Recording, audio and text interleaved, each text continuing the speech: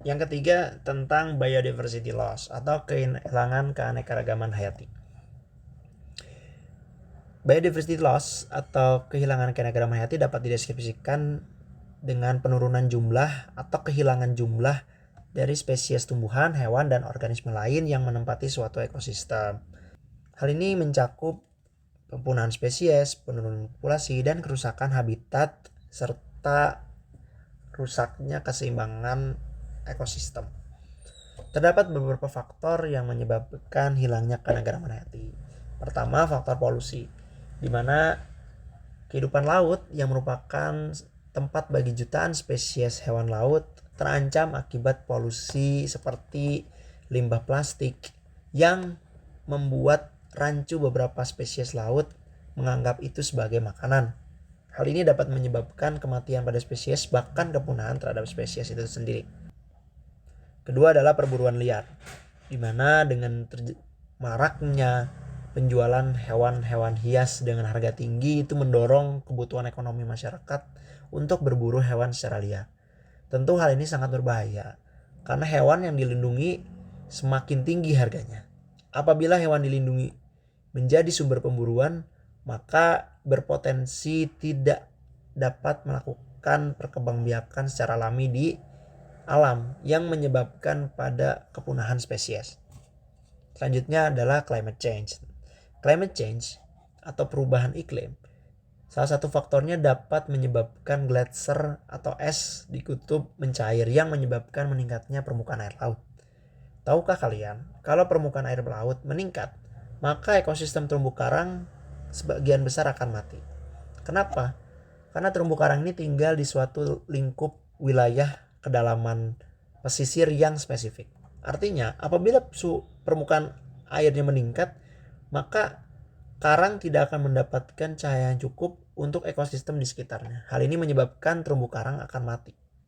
Tentu apabila terumbu karang mati, ini akan mengancam hewan di ekosistem karang. Selanjutnya yaitu deforestasi atau pembukaan lahan. Hal ini identik dengan pembukaan lahan baik itu untuk perkebunan, tempat tinggal, atau lahan lainnya yang menyebabkan areal tersebut kehilangan fungsi ekologisnya sebagai tempat tinggal para hewan atau tumbuhan. Tentu hal ini akan mengancam keanekaragaman hayati, di mana dengan hilangnya ekosistem tempat tinggalnya, maka sumber makan dan tempat tinggal akan hilang dan menyebabkan spesies mengalami kepunahan. Selanjutnya yaitu overfishing. Ini salah satu contoh spesifik di laut. Apabila di darat ada perburuan liar, maka di laut ada overfishing. Di mana overfishing ini menyebabkan pengambilan sumber daya laut, baik itu ikan ataupun lainnya yang secara eksploitatif atau berlebihan. Hal ini tentu akan menyebabkan terhambatnya jaring-jaring makanan, di mana ikan yang seharusnya menjadi sumber dari makanan bagi ikan lain akhirnya terputus karena satu sumbernya diambil secara berlebihan. Belum lagi apabila eksploitasi ini dilakukan dengan metode-metode yang merusak garis bawah laut ataupun pesisir seperti terumbu karang ataupun tempat tinggal hewan lain di laut. Yang keenam yaitu keberadaan dari spesies invasif. Siapa sangka ternyata spesies invasif juga berpengaruh terhadap keanekaragaman hayati. Seperti yang kita tahu, mungkin kita pernah dengar ada yang namanya kura-kura Brazil. Mungkin teman-teman juga pernah memelihara kura-kura Brazil. Kura-kura Brazil ini seperti namanya, dia berasal dari Amerika Selatan dan terintroduksi atau terbawa ke seluruh dunia, baik itu lewat penjualan dan lain sebagainya. Hal ini menarik perhatian karena kura-kura Brazil ini memiliki daya tahan hidup yang tinggi. Sehingga teman-teman mungkin ada yang ketika sudah dewasa memelihara kura-kura Brazil dibiarkan ke alam untuk bebas. Padahal itu bisa menghambat kehidupan hewan endemik yang tinggal di ekosistem lokal kita. Kenapa?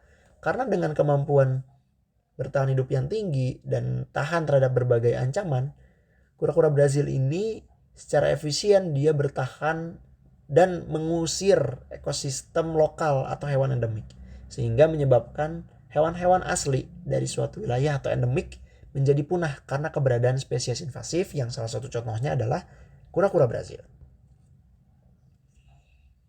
Nah, dalam isu biodiversity conservation atau konservasi keanekaragaman hayati, ini bertujuan untuk melindungi dan memelihara keanekaragaman spesies serta ekosistem alami. Hal ini dapat mengacu pada perlindungan terhadap spesiesnya secara langsung atau terhadap ekosistemnya.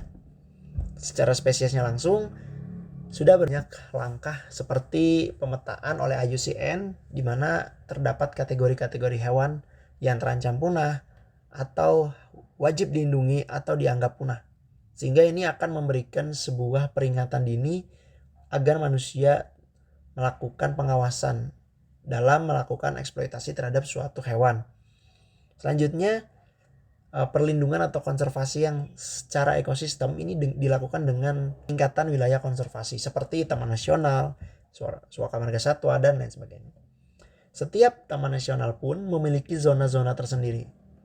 Di antaranya ada zona rehabilitasi, zona inti, zona rimba, dan zona pemanfaatan lainnya yang memiliki fungsi tersendiri. Sehingga dengan adanya upaya konservasi ekosistem atau seperti Taman Nasional dan juga Suaka Marga Satwa atau lainnya seperti kawasan konservasi, taman nasional, hutan lindung dan lain sebagainya, ini dapat meningkatkan upaya konservasi atau penjagaan ekosistem dari ancaman manusia. Secara kesimpulan, kita mengetahui ada faktor antropogenik atau faktor yang disebabkan atau dihasilkan oleh aktivitas manusia. Ini bisa berupa hal positif atau negatif. Dalam konteks triple planetary crisis, antropogenik di sini kita mengacu pada dampak negatif yang diakibatkan oleh aktivitas manusia, di mana terjadinya perubahan iklim dan juga polusi serta kehilangan keanekaragaman hayati. Namun, kita pun memiliki langkah-langkah strategis yang diharapkan dapat menjadi solusi inovatif dalam menyelesaikan 3 permasalahan triple planetary crisis ini, seperti adaptasi dan mitigasi perubahan iklim, penerapan energi terbarukan, manajemen pengelolaan limbah, circular economy, dan juga konservasi keanekaragaman hayati. Terima kasih telah menyaksikan video pembelajaran pelopor inovasi fase learning ini. Semoga materinya sangat bermanfaat dan memberikan wawasan baru untuk teman-teman semua. Selamat berproses dan terus berkembang menjadi bagian-bagian dari agen perubahan menuju lingkungan hidup yang lebih baik.